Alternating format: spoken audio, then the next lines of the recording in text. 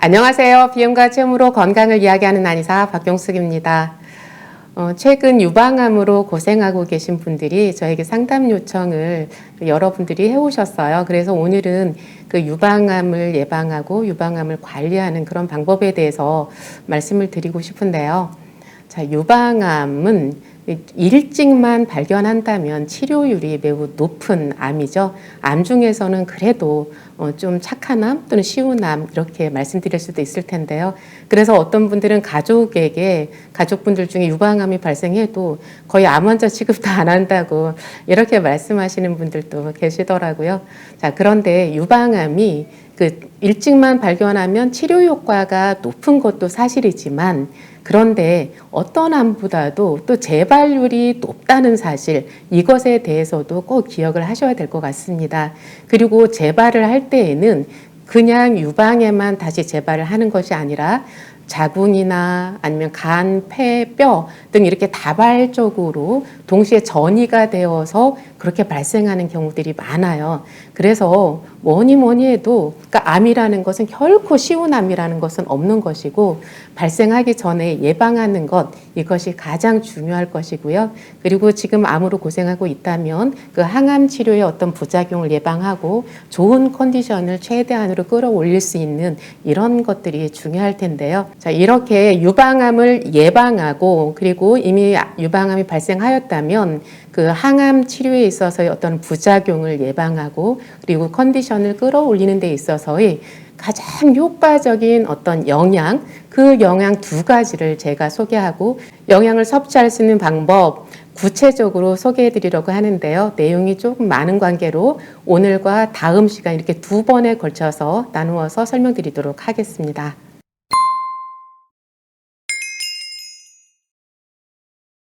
유방암은 대개 호르몬 의존성이라고 하죠.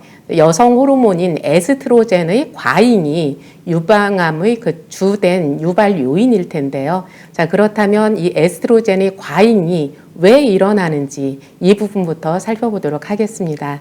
자, 에스트로겐의 과잉 첫 번째 이유는 인슐린 저항성입니다. 인슐린 저항성은 당뇨에서만 이야기하는 거 아닌가? 좀 의아해하시는 분들 계실 텐데요. 그런데 정확하게 이 유방암을 유발하는, 즉 유방암의 그 에스트로겐의 과잉을 유발하는 첫 번째 요인은 인슐린 저항성입니다. 즉 우리가 음식을 섭취했을 때는 그 영양을 세포로 몰아 넣어서 거기에서부터 대사가 시작될 텐데 이 대사 과정을 통해서 에스트로겐의 어떤 과부족을 조절하게 되어 있는데 그런데 인슐린 저항성이 생긴다는 것은 이 영양을 세포 안으로 잘 끌어들이지 못한다 이런 얘기거든요. 즉 어떻게 보면 혈액순환이 안 된다, 말초순환이 안 된다 이런 상태라고 생각을 하시면 되는 거예요. 그래서 평소에 내가 순환이 잘 안 되고 대사율이 좀 떨어지는 것 같다 이런 분들은 내 몸에서 에스트로겐의 과잉이 일어나기 쉬운 상태다 이렇게 인식을 하시면 될 것 같아요. 자, 인슐린 과잉을 일으키는 두 번째 원인은 환경 호르몬입니다. 이 환경 호르몬이라는 것은 실제로 호르몬은 아님에도 불구하고 이 물질이 그 에스트로겐과 매우 유사해서 이 에스트로겐의 수용체와 딱 결합을 해서 에스트로겐처럼 활동을 하는 거예요. 그러니까 에스트로겐이 과잉된 것처럼 내 몸에서는 반응이 일어나는 거죠. 자, 이 환경 호르몬이라는 것은 우리가 플라스틱 그릇이라든지 일회용 이런 용기들을 많이 사용하면서 거기에서 이제 이 환경 호르몬이 많이 나오게 되는데요. 이 환경 호르몬이 에스트로겐의 과잉을 일으키는 두 번째 원인이라고 할 수 있습니다. 그리고 이제 에스트로겐 과잉을 일으키는 세 번째 원인은 비만입니다. 비만이라고 하니까 전체적으로 이렇게 막 체격이 큰 거 이런 사람들뿐만 아니라 이제 팔다리는 많이 말랐는데도 복부에 이제 지방이 많은 분들이 있죠. 정확하게는 지방이 많은 분들이라고 생각을 하시면 돼요. 이 지방 세포에서 에스트로겐을 생성하기 때문에 그래요. 그래서 지방세포가 많으신 분들은 다른 사람들보다 생성이 많아지니까 에스트로겐의 과잉이 일어날 수밖에 없는 거죠. 자, 네 번째, 그 에스트로겐의 과잉을 일으키는 네 번째 원인은 간 기능 저하에서 볼 수 있어요. 이 간에서의 어떤 대사 과정 속에서 좋은 에스트로겐과 나쁜 에스트로겐 이렇게 조절을 하게 되어 있는데 그런데 이 좋은 에스트로겐을 만들어내는 효소가 이제 부족해진다든지 아니면 간 기능이 저하가 되거나 이제 간에 염증을 일으키고 그러면서 이 나쁜 에스트로겐을 체외로 배출시키는 그런 기전이 잘 작동되지 않을 때, 이럴 때 에스트로겐이 과잉될 수 있는데요. 에스트로겐이 과잉된다라는 것은 당연히 그 좋은 착한 에스트로겐이 과잉되는 것이 아니라 나쁜 에스트로겐이 과잉되는 그런 상태를 말한다고 보면 돼요. 자, 이렇게 에스트로겐의 과잉을 일으키는 4가지 원인에 대해서 말씀드렸는데요.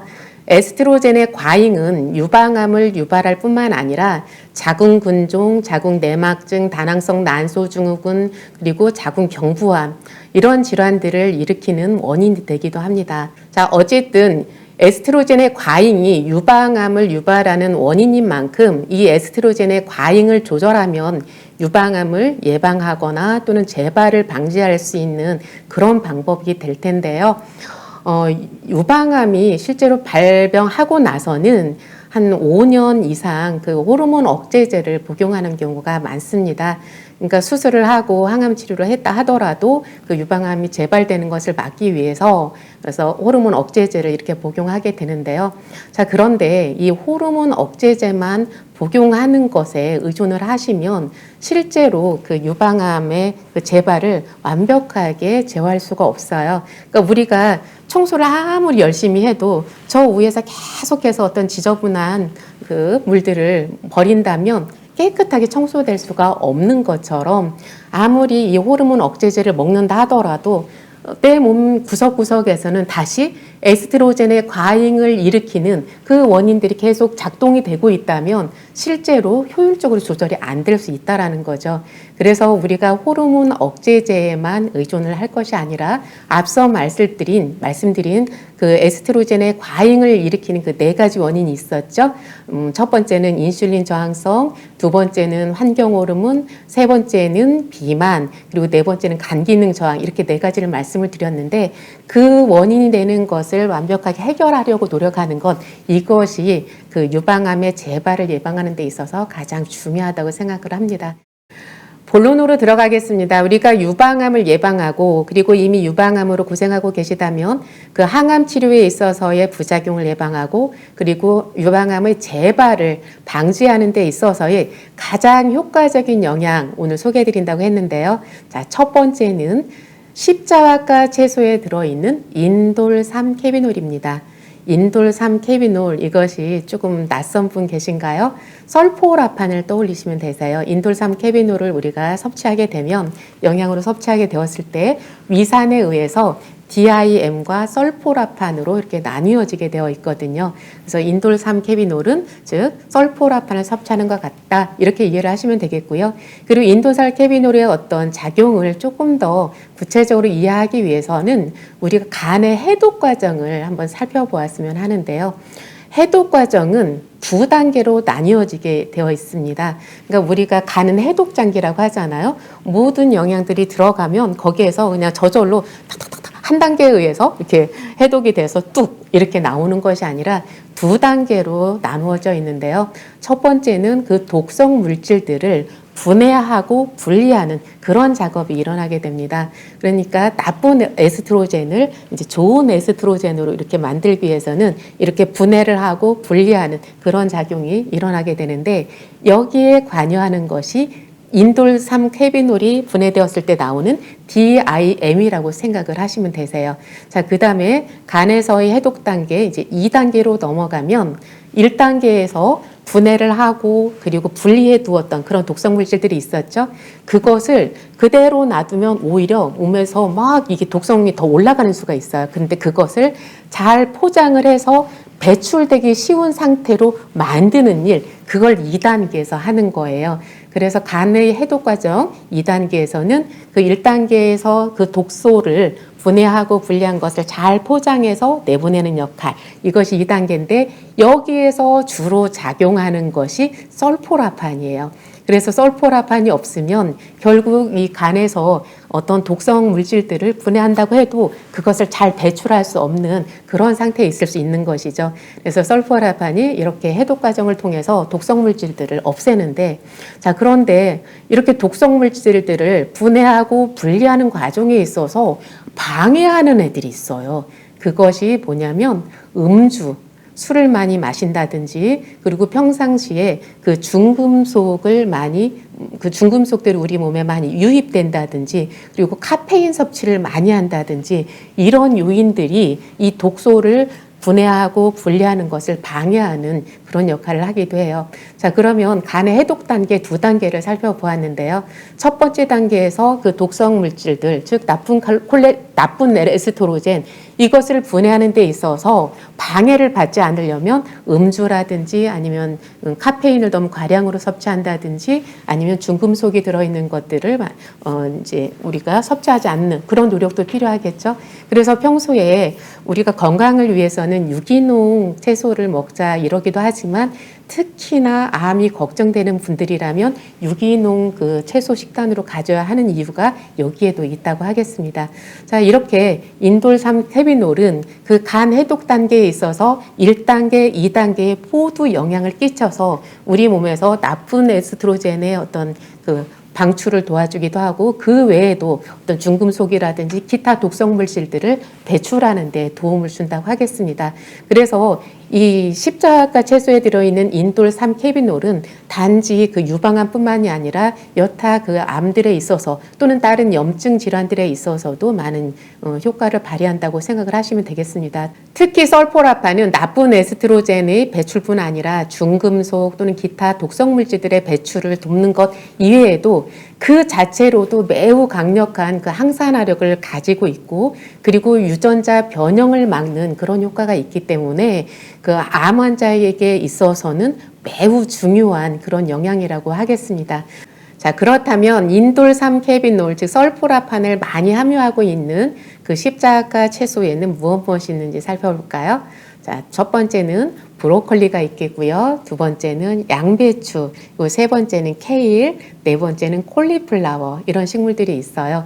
그 중에서도 브로콜리, 양배추 이게 가장 익숙하죠. 그리고 여기에 가장 많이 함유되어 있기도 해요. 근데 이렇게 이제 브로콜리나 양배추에 인돌산 케비놀이 많은 건 알겠는데 이걸 얼만큼 먹어야 그리고 어떻게 먹어야 가장 효과적일까 이런 생각 드시죠? 우리가 보통 반찬으로 먹는 것처럼 브로콜리 뭐 몇 개, 양배추 몇 개 쌈 싸 먹는 정도 이 정도를 가지고는 효과를 기대하기가 좀 어려울 수 있고요. 가장 효과적인 방법은 주스를 만들어서 드시는 거예요. 그래서 주스 한 컵을 만들기 위해서는 양배추나 브로콜리가 꽤 많이 필요하거든요. 그래서 주스를 만들어서 드시는 방법이 있는데 그런데 주스를 만들 때에도 조금 더 효율적으로 주스를 만드는 방법은 새싹을 이용하는 거예요. 새싹은 성체에 비해서 다 자란 그 채소에 비해서 최소 20-30배 또는 많게는 50배, 70배 이상의 그런 영양소를 함유하고 있는 것으로 이렇게 보고되고 있거든요. 그래서 이왕이면 새싹을 가지고 주스를 만들어서 드시면 인돌 3-케비놀을 충분히 섭취할 수 있다. 이렇게 말씀을 드리고요. 십자가 식물을 통해 인돌 3-케비놀을 충분히 섭취하고 싶은데 평소에 소화기가 많이 약하고 위산이 부족하신 분들이라면 반드시 주스 형태 또는 과립 형태로 된 이런 제품들을 드시면 도움이 될 것이라고 생각을 합니다. 그래서 이렇게 제가 과립으로 만든 제품 하나를 소개해 드리는데요. 썰파이브라는 이런 제품이 있어요. 제가 췌장염을 예방하는 데 있어서도 췌장암을 예방하는 데 있어서도 이렇게 도움이 될 수 있다 한번 소개를 해드린 적이 있었는데요. 양배추나 브로콜리가 이렇게 독성을 배출하는 데만 도움을 주는 것이 아니라 실제로 위나 장, 소화기계에 있어서도 작용을 하기 때문에 이제 이렇게 췌장염이나 췌장암에 도움을 주는 동시에 유방암에도 도움을 줄 수 있다. 이렇게 이해를 하시면 되는데요. 자, 이 썰파이브의 원료를 간단하게 소개를 해드려 볼게요. 썰파이브. 파이브가 5이잖아요. 그죠? 5. 그래서 이름을 그렇게 지었는데, 자, 첫 번째 브로콜리 새싹이 들어가 있고요. 두 번째 적양배추 새싹이 들어가 있어요. 적양배추를 이용한 것은 이 안토시아닌이라는 영양소를 좀 더 많이 섭취하고 싶은 그런 생각 때문에 그냥 양배추가 아니라 적양배추를 선택을 한 것이고요. 자, 브로콜리 새싹, 양배추 새싹, 정무 새싹 여기까지가 다 십자가 식물이에요. 그래서 십자가 식물이기 때문에 인돌 3캐비놀 즉 설포라판이 들어있고요. 그것과 아울러서 또 다른 미네랄들이 충분히 들어있죠. 그리고 네 번째로 이제 알팔파 새싹이 들어있어서 이 알팔파 새싹에는 아르기닌이라든지 비타민 U 이런 성분들이 또 들어있어서 위를 편안하게 하는 것도 있지만 혈액순환을 원활하게 하는 그런 효능도 있어요. 알팔파 새싹을 같이 넣었고요. 자, 쥐누니콩 새싹 이렇게 5가지 새싹을 이용해서 만든 제품입니다. 정리하겠습니다. 유방암을 유발하는 가장 큰 요인은 에스트로겐의 과잉이다. 에스트로겐의 과잉을 유발하는 4가지 원인은 첫 번째 인슐린 저항성, 두 번째는 환경호르몬, 세 번째는 비만, 그리고 네 번째는 간 기능의 저하 이렇게 말씀을 드렸는데요.